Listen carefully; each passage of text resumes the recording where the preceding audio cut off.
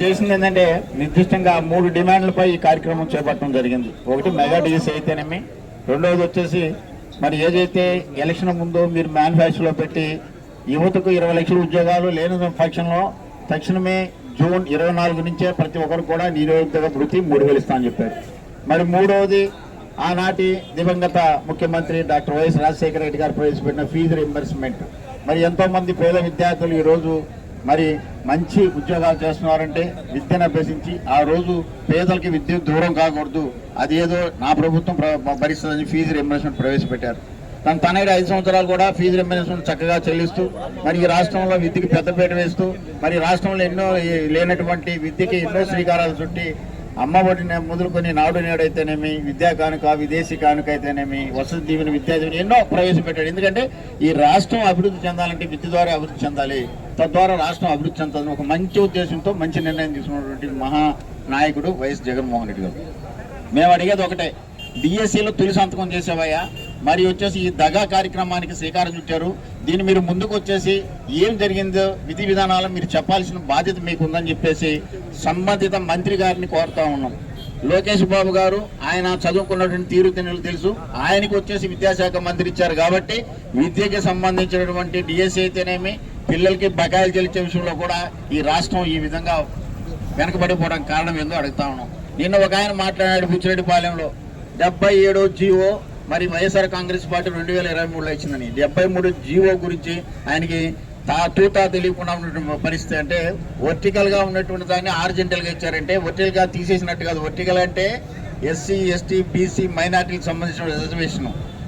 ఇప్పుడు ఆర్టిజన్ మీరు ఇచ్చినటువంటి ఇప్పుడు జీవో మేము ఇచ్చింది ఏంటంటే అందరికీ సమానత్వంగా ఏ క్యాస్ట్ వచ్చినా సరే దాంట్లో మహిళ ఉండాలి, వికలాంగులు ఉండాలి, మరి ఎవరైతే స్పోర్ట్స్ కోటా ఉండాలని ఉద్దేశంతో ఇచ్చినటువంటి జీవో ఇది. మీరు పెట్టినటువంటి జీవో నెంబర్ 4, జీవో నెంబర్ 47లో ఇక్కడ లేని క్రీడలను తీసుకొచ్చి 30 క్రీడలు ఉంటే 54 క్రీడలుగా పొందుపరిచి తద్వారా వచ్చేసి ఏదైతే శాప్ ద్వారా కొన్ని నకిలీ సర్టిఫికేట్లు పొందుపరిచి మరి ఎగ్జామ్ రాయకుండా టెట్ రాయకపోయినా, డిఎస్సీ రాయకపోయినా కానీ బీఈడీ చేయకపోయినా సరే వీళ్ళు మరి ఉపాధ్యాయులుగా అర్హులు అవుతారని చెప్పి ఇచ్చారు ఉద్యోగాలు. దాని గురించి అడుగుతున్నాను ఆయన, మీరు ఏదో తీసుకొచ్చి ఈ యొక్క 77 జీవో అంటే 77 జీవోలలో కులం గారు కానీ చదువుకుంటే ఆ జీవోలోని ఎలాంటి ఎగ్జామ్ రాయకుండా ఉద్యోగం వస్తుందని చెప్పి అబద్ధాలు చెప్తారు. అది కాదు జీవో.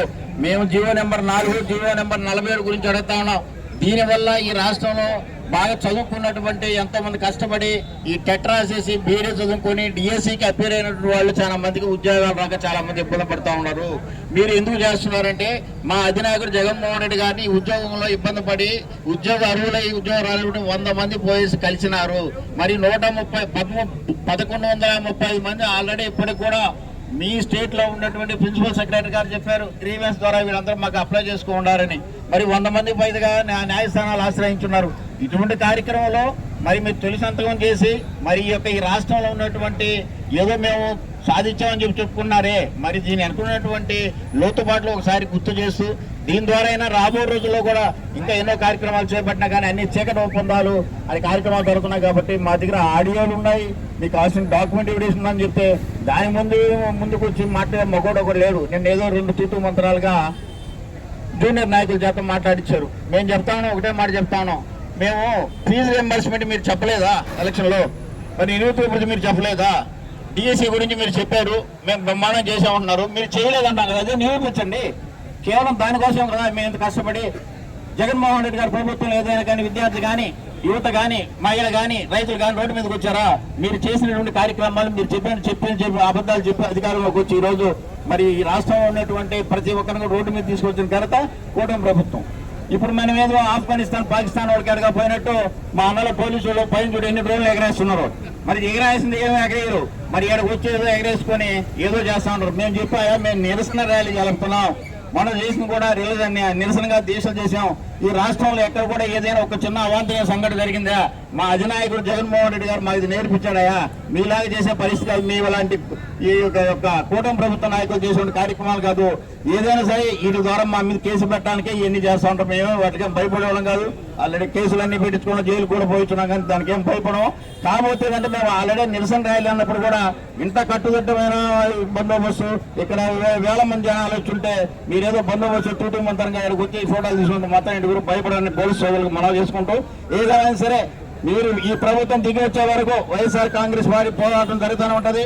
ఈ యువత విషయం అయితేనేమి, విద్యార్థి విషయం అయితేనేమి, అదే ఉపాధ్యాయుల విషయం కూడా తప్పకుండా మా అధినాయకుడు జగన్మోహన్ రెడ్డి గారు ఏ బాట వేసి ఆ బాటలో నడిచి కోవిడ్ నియోజకవర్గంలో మరి వైఎస్ఆర్ కాంగ్రెస్ పార్టీ ఇన్ఛార్జి మాజీ మంత్రులు గౌరవనీయులు పెద్దలు నల్లపరెడ్డి గారి ప్రసన్న కుమార్ నేతృత్వంలో ఈ నియోజకవర్గంలో ఏ కార్యక్రమం జరిగినా కానీ దిగ్విజయంగా చేయడానికి వచ్చినటువంటి ఇక్కడికి వచ్చినటువంటి యువతకి, కార్యకర్తలకు, సీనియర్ పార్టీ నాయకులకు మరి మరి మరి ముఖ్యంగా గూడూరు నుంచి వచ్చినటువంటి నాయకులందరూ కూడా ప్రత్యేక ధన్యవాదాలు తెలుపుకుంటూ ఇక్కడ ఉన్నటువంటి కన్వీనర్లకు ప్రతి ఒక్కరు పాత్రికేయ సోదరులు అందరికీ ప్రత్యేక ధన్యవాదాలు తెలుపుకుంటూ సెలవు తీసుకుంటాం.